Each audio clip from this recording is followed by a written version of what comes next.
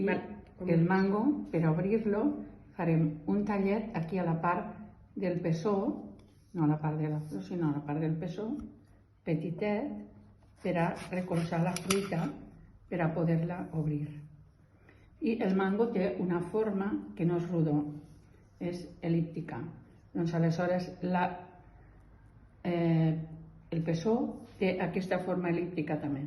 I per obrir-lo el que farem serà des de la flor tallar i anar a buscar el pessó, anar a tocar el pessó i vorejant el pessó fins a baix.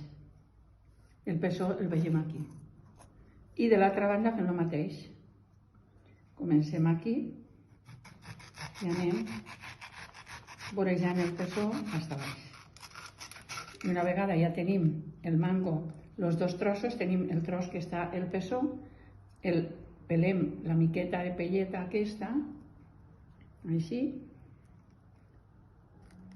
i aquesta carn en el ganivet la separem, el que se puga, i el que no se puga en el ganivet, en les dentetes acabem de rossegar aquesta miqueta de carn que queda agafada al pessó. Aquesta miqueta de carn, després la arrosseguem en les dentetes. I aquesta part que tenim en la pell, si volem deixar la pell sencera, el tallem així,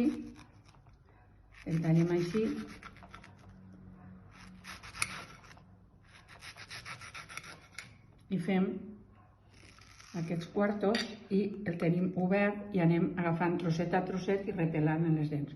O bé podem tallar-lo completament i pelar cada trosset,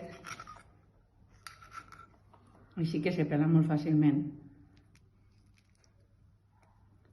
I ja tenim el trosset pelat de mango i així pelar-lo tot.